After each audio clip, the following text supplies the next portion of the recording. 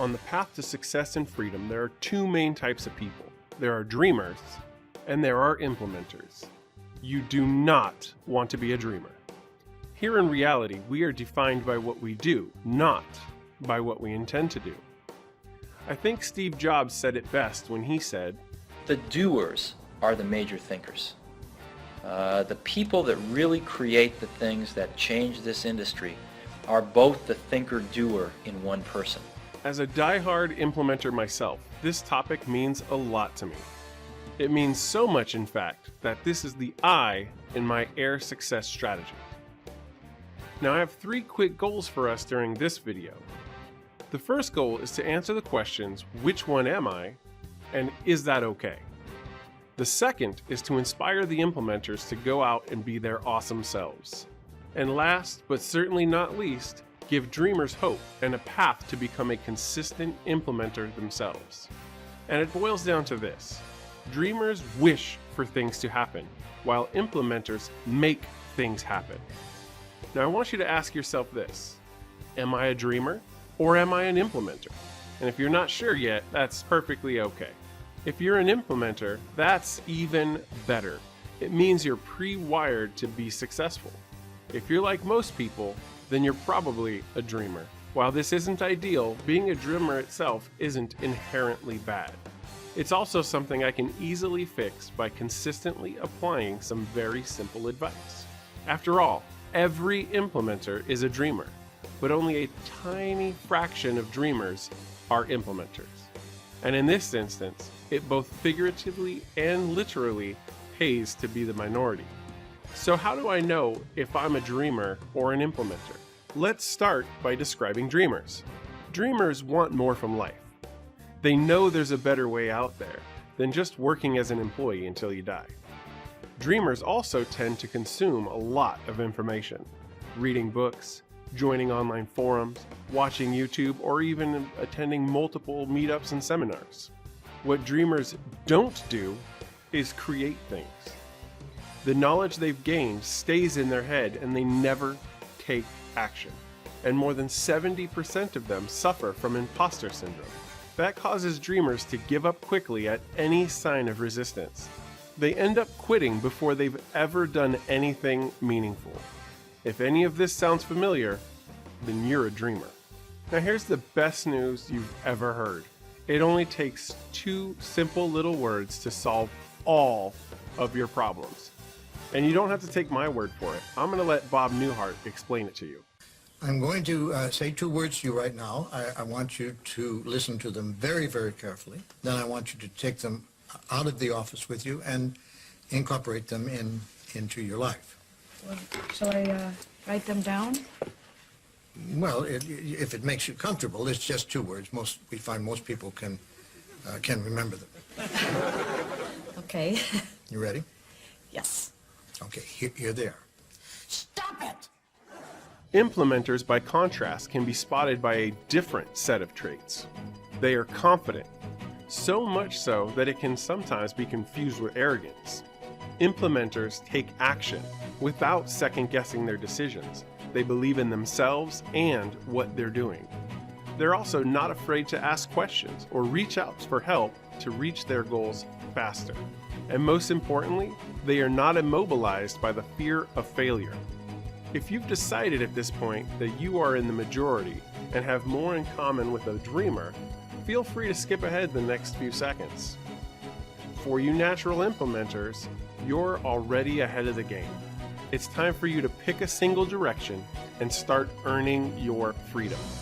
Don't let other people's fear of success hold you back. And remember that done is better than perfect. Exist first, then worry about evolving. Now, I want you to embrace your GSD or get stuff done inclinations and go do something worthwhile. For you dreamers that skipped ahead or are still watching, know that there's hope for you yet. Everyone is passionate about something, and if you're still here listening, then you're ready to embrace yours and become an implementer. Did you know that we make over 30,000 decisions every day? These decisions range from small and insignificant things like what should I eat today, and go all the way up to the big stuff like where should I invest my time and my money. Big and small, these decisions can cripple a dreamer. On the other hand, implementers get excited by them. They aren't as fearful of the risks or opportunity costs. So what can I do as a dreamer to break this cycle? It's simple. Just start doing these 7 things immediately. First, be too productive to care. If you're producing more than you consume, there's nothing you can't accomplish, and you won't have time to worry. Action defeats doubt and creates successes every single time. Remind yourself that perfectionism is the enemy. If you wait until everything is perfect, then you'll settle like dust and never do anything. You also have to be realistic. You shouldn't expect to go out and buy Warren Buffett 30 days after launching a new business. That would not be realistic. Even if you only have a vague idea, decide what your end game should be and what it should look like. Then reverse engineer it. Map out all the steps it would take to get you there. Just like that, you now have a realistic roadmap for success. Then do something daily. There's no goal so grand that it can't be broken down into daily activities. I like to use the 1-hour rule. If it takes less than 1 hour, do it right now. Everyone can allocate at least 1 hour of their day towards building their dreams.